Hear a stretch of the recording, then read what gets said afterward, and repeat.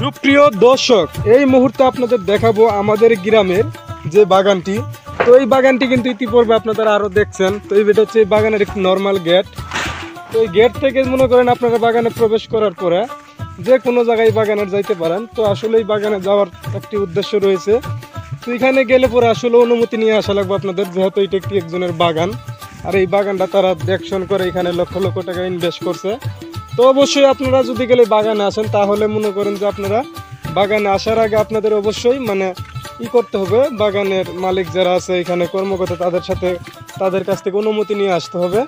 অনুমতি যদি না নিয়ে আসেন তাহলে দেখা গেছে তারা মাইন্ড করতে পারে, এই জন্য একটু আর কি সমস্যার মুখোমুখি হইতে পারেন।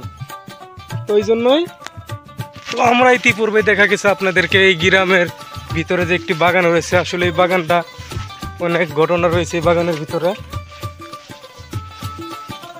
যেগুলা